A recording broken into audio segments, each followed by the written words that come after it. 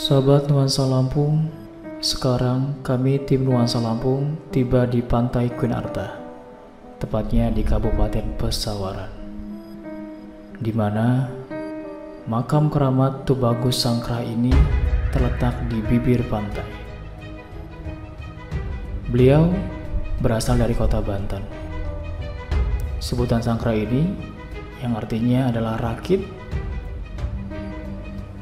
Beliau juga adalah wali Allah yang mengembangkan ajaran Islam Nusantara lewat lautan.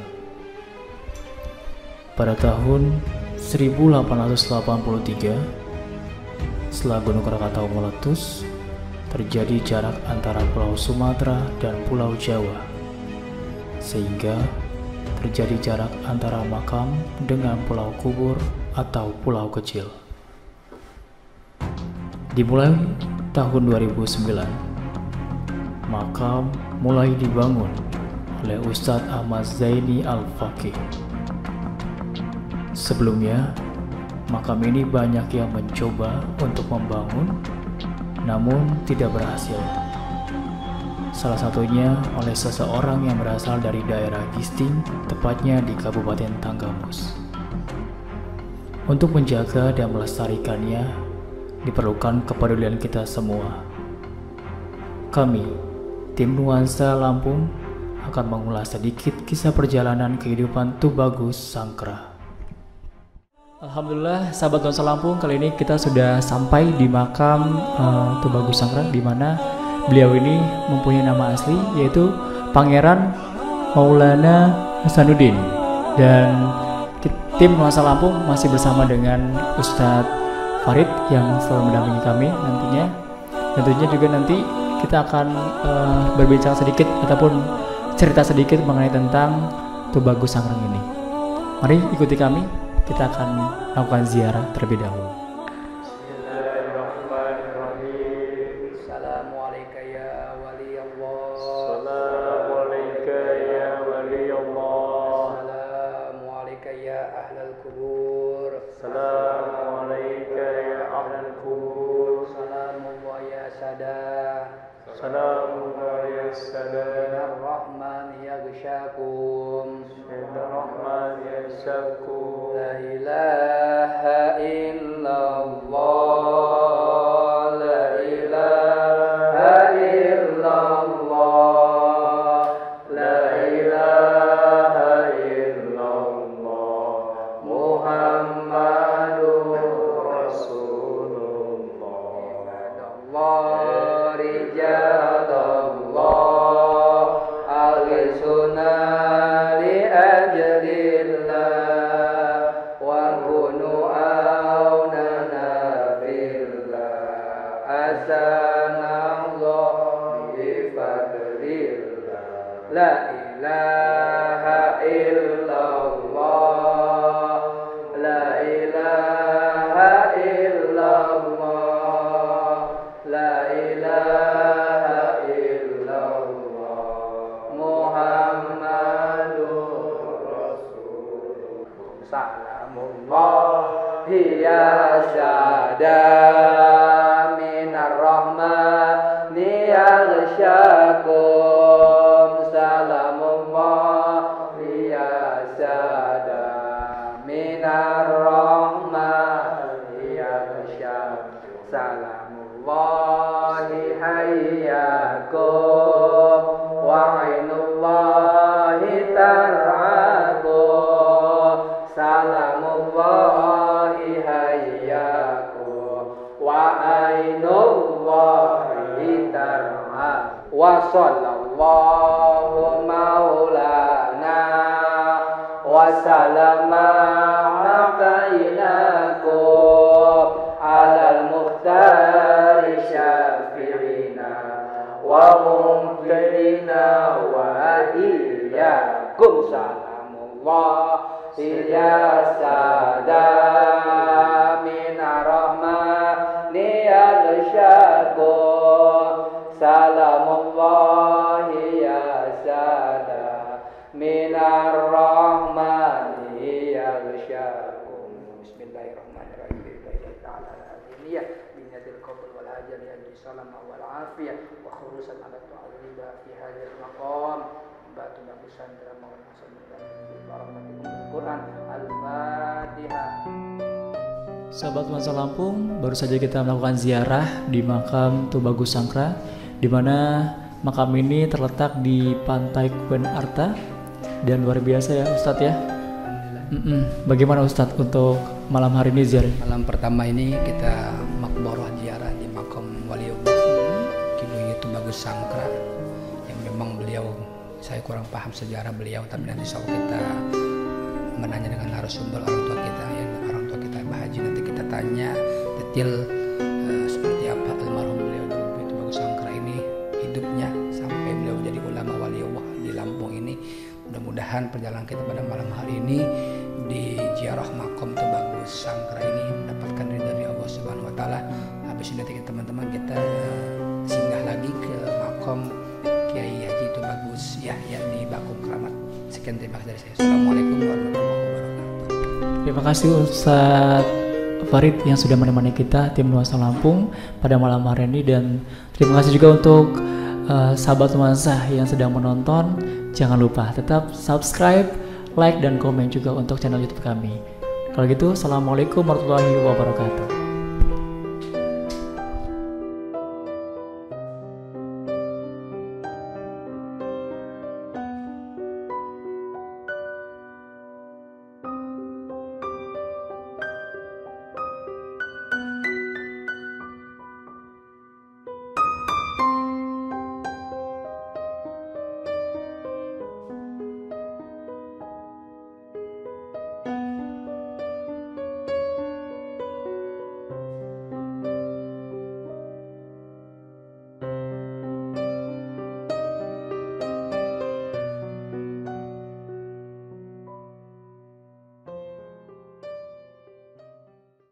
Assalamualaikum warahmatullahi wabarakatuh.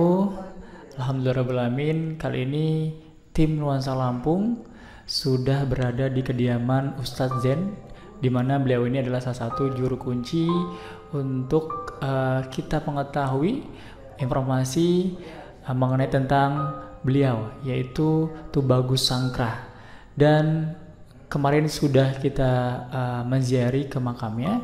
Kali ini kita mendapat kesempatan untuk mendatangi ataupun mengunjungi di kediaman Ustadz Zen, dan nantinya kita akan bincang-bincang seperti apakah Tubagus Sangkra ini untuk sejarahnya ataupun cerita-ceritanya.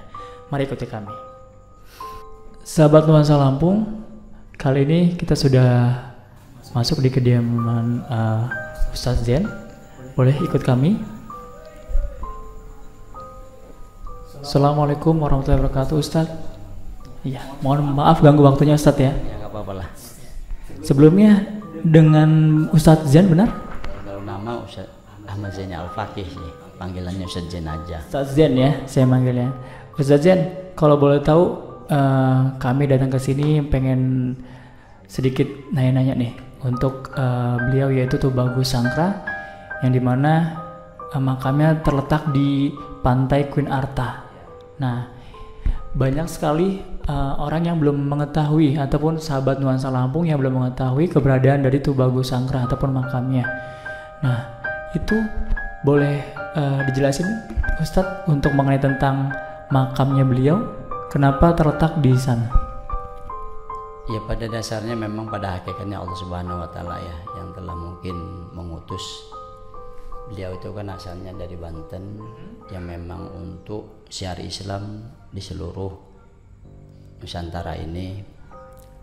Maka dikatakan Tubagus Sangkra itu kan memang beliau itu dulu itu keauliaannya Allah. Setiap mereka syiar itu dengan sangkrah itulah. Kalau bahasa sekarang itu misalnya apa namanya, rakit lah ya. Mungkin di situ sampai beliau tiba ke Lempasing di situ, dan didudukan oleh yaitu Sultan Banten ada di Lempasing itu sekitar tahun 1820-an. Nah, di situ sudah beliau duduk, memang ada pesantren. Dulu itu ada memang sejarahnya riwayat ada pesantren di depan itu. bahkan ada makom santrinya kurang lebih 9 orang lah di situ yang ada memang. Jadi ya kita selaku daripada orang atau penerus atau keturunannya daripada istilahnya orang Banten, ya saya punya kewajiban mungkin dengan saudara-saudara saya yang lainnya, kita yang penting satu umat Islam khususnya Ahlussunnah wal Jamaah untuk menjaga merawat daripada sejarah ini untuk kita kenalkan kepada halayak umum yang memang belum mengetahui. Jadi untuk itu ya kita selaku pengurus ya semaksimal mungkin untuk memberikan informasi. Ya, saya masih bersyukur dengan saudara-saudara datang ke sini ya untuk menggali daripada sejarah tubuh Sangkrah ataupun tubuh saya dan tubuh Masudum yang lainnya yang ada Provinsi Lampung ini. Saya sangat bangga. Kenapa? Ini salah satu penerus untuk mengenalkan kepada anak cucu kita agar tidak lupa sejarah. Sebab walaupun bagaimanapun Islam bangsa dan negara ini karena jasa-jasa beliaulah dan doa-doanya maka kita yaitu dapat merdeka sampai saat ini. Untuk itu maka kita sama-sama berdoa agar kita berjalan supaya bangsa dan negara kita ini tetap dibarokahi oleh Allah Subhanahu wa taala. Amin ya rabbal alamin. Nah, kalau misalnya kita berbicara sejarah, kalau Ustadz sendiri tahu atau mengetahui keberadaan dari makam itu sejak kapan, Tad? Dulu sebelum itu dibangun sudah memang tahu kan itu ya. Tapi cuma saya dapat perintah membangun itu kan dari 2009 itu saya memang ya beliau datang dan ya impian itu suruh dibangun. Dan sebelum saya dulu kan ceritanya begini, dulu mungkin ada sampai 10 orang yang kebangun dulu. Setelah dibangun bangun terbang, terus yang terakhir itu yang ngebangun orang Gisting. Saya dulu kan ada orang tua di situ, sesepuh di situ namanya Pak Sibli. Beliau dulu yang saya menjarahkan, yang dulu yang ngurus. Nah, setelah orang Gisting ini ngebangun, dari beberapa hari itu terbang lagi, hancur lagi itu makam. Nah, akhirnya dapat impian, bukan hak kamu ngebangun, nanti ada orangnya yang akan ngebangun. Nah, setelah 1 tahun itu pas saya itu datang ke rumah Pak Sibli itu, bahkan Pak Sibli pun mendapatkan impian seperti yang sama. Makanya beliau sampai nangis. Kau Ustadz mungkin kau Ustadz lah kan yang punya hak yang ngebangun. Sudah saya dapat alamat ini ya sudahlah.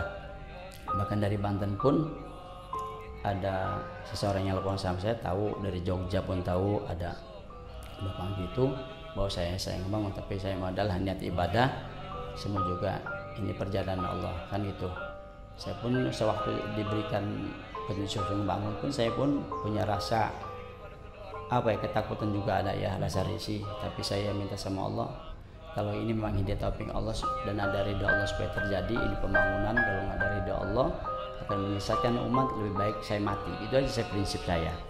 Tapi alhamdulillah dengan bahasa itu ya alhamdulillah saya bangun, dibantu oleh ada sahabat saya itu marinir namanya Khalid Abri. Beliaulah yang membantu saya semaksimal mungkin, baik tenaga mau real materialnya, dia yang sampai bantu saya. Jadi alhamdulillah dengan Pak Khalid itulah saya berdampingan membangun tempat itu. Kebetulan kan mereka dulu yang jaga pantai tersebut. Ya marinir itulah yang mau membantu saya segalanya.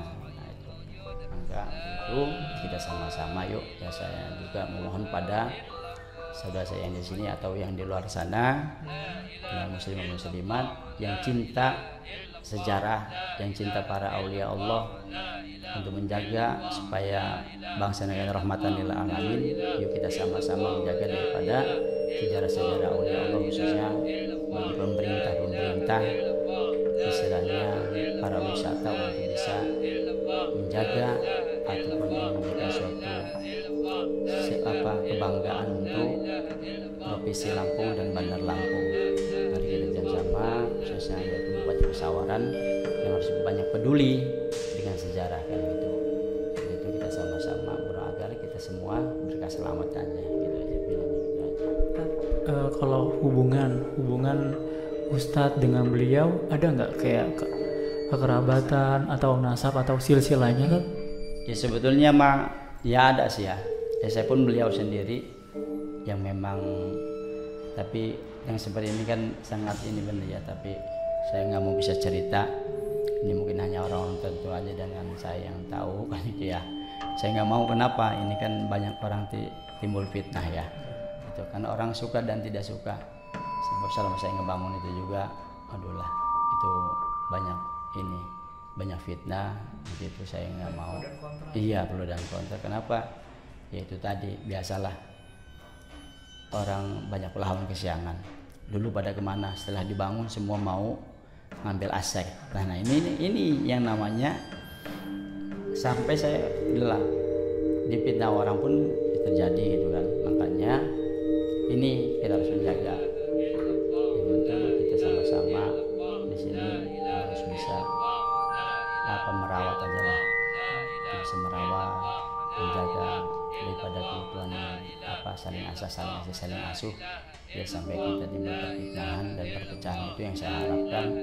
Maka dengan adanya makom tumbuh sangkra ini, saya merasa bangga, bahagia, karena banyak persaudaraan dari provinsi Lampung sampai Pulau Jawa sama kan gitu. Ini menambah saudara, menambah rahmat kepada kita semua. Itu aja mungkin saya sampaikan. Ya, Tat, di makam itu kan ada pohon besar ya.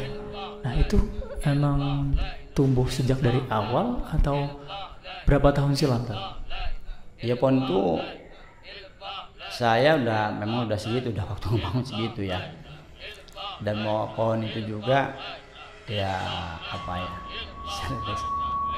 jadi pohon itu juga kadang-kala ada rahasia-rahasia kita yang nggak ketahui, maka itu diikat. Itu kan pohon yang panjang, ada pohon yang putih itu kan ya, kita secara logika aja lah ya, itu kan bagi saya itu untuk mempelajari akhlak aja. Kenapa? Suatu itu pelajaran akhlak yang sangat besar. Kita bisa di situ lihat secara psikologis itu ya. Jadi orang kalau yang punya akhlak, anak kecil pun kalau dia lewat situ pasti dia nunduk kepalanya. Yang kalau dia nggak punya, tetap aja lari anak kecil itu. Tapi yang dewasa udah beberapa orang yang banyak yang jarak situ pada semua ngebentur itu, nggak siang nggak malam. Itu kan maksudnya dikasih kain putih itu supaya ada penerangan aja kan gitu. Kalau malam dulu kan belum ada lampu. Jadi supaya orang jarak itu ini pohon gitu kan. Tapi karena itu tadi saya bicarakan, karena ahlaknya kurang mungkin akhirnya ngebenturkan gitu loh. Banyak yang jatuh di situ. Itu secara kita pendidikan moral secara otodidak lah ya. Makanya kalau kita cita-cita pohon itu yang ini, saling memang banyak yang rahasia pohon itu sebetulnya. Tapi kan saya nggak mau bisa cerita kalau dengan kita seperti gini. Itu rahasia batini aja kali kan gitu. Cuma itu aja lah, intinya pohon itu memang dari dulu sudah seperti itu aja. Yang saya ketahui tentang ceritanya beliau atau masa hidupnya beliau, ada nggak yang sekarang masih keinget, Tat? Kayaknya masalah kehidupan beliau itu saya katakan, siapapun orangnya kan mungkin bukan satu zaman, bukan satu makom kita dengan beliau. Jangankan kita, mungkin buyut kita pun belum ya. Karena beliau itu sudah 1820 itu aja sudah memang syari Islam kan, apalagi kesananya kan gitu ya. Jadi intinya ya sudahlah, itu sudah Allah kasih kemuliaan, Allah angkat derajat beliau, sudah seperti itu adanya. Salah satu memang para aulia Allah yang ada di pinggir-pinggir pantai itu seperti Tubuh Sangkra, terus Akbar yang di Sabu, iya ada di Tubuh Mahdum, Raden Intan, ya yang Tubuh Sulaiman atau yang di sana itu Raden Intan, ya itu semua kan menjaga tepi-tepi pantai. Itu sudah ada hak-haknya kan. Ya kalau kita yang logika tidak kepikiran kan, tapi itu sudah hak-hak Allah, sudah menempatkannya ya. Karena aulia ini kalau kadang-kala ada di atas gunung yang kita nggak tahu kan, kita siapa yang ngubur dulu kan, itu rahasia Allah kan itu ya. Jadi intinya semua yang ada di pegunungan atau yang di pantai itu sudah semua kehendak Allah semua. Itu kita hanya Dengan apa hidupnya? Dengan kita berziarah dan berdoa pada Allah Subhanahu wa taala, dan doanya itu untuk beliau. Kita satu ingat mati, yang keduanya pun kita memanjatkan doa kepada beliau. Mungkin hanya itulah. Ustadz, biasanya kan ketika masuk ke makam itu ada peraturan atau adab. Nah, kemarin pun kami sempat membacanya. Tapi kalau misalkan sahabat Nuansa Lampung yang pengen tahu kira-kira adab atau peraturan ketika masuk ke makam beliau seperti apa, Tad? Ya mungkin salah satunya mungkin berwudu itu kan. Yang pertama, dengan pakaian sopan. Arti kata jangan kita mengeluarkan aurat. Kita harus menjaga, atau misalnya kita ya saling bernyanyi ataupun yang lainnya, kita lebih kan memberikan salam kepada ahli kubur yang di situ untuk kita mohon izin, ataupun kita masuk rumah ya harus assalamualaikum ya ahlal kubur kan. Nah, itu harus kita baca ini. Makanya banyak orang, saya sukanya ini kebetulan banyak orang ini kan ziarah itu cuman dia berziarah aja, tapi ketika ziarah itu tidak bisa menjaga kebersihan, terutama mana ya satu ucapan. Yang keduanya di tempat-tempat seperti itu kalau udah kotor ya kotor aja. Makanya saya bilang sama teman kita, ini ziarah ini harus lahir dan batin. Jadi zahir kita harus bersih, batin pun harus bersih. Kenapa?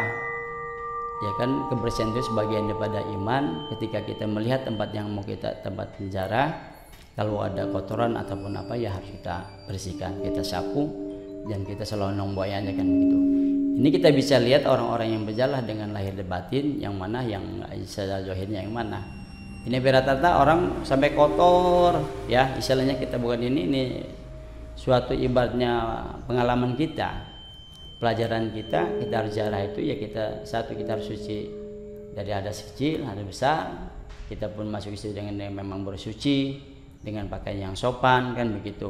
Dan juga kita harus menjaga kebersihan baik lingkungan di penjarahan. Kenapa?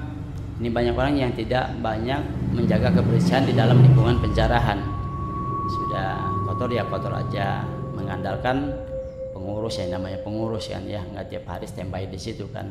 Tapi yuk kita sama-sama saling menjaga dan merawat, itu aja. Saya ini selaku koordinator aja istilahnya kan. Nah, itulah, maka itu kita harus bisa menjaga, itu aja khususnya.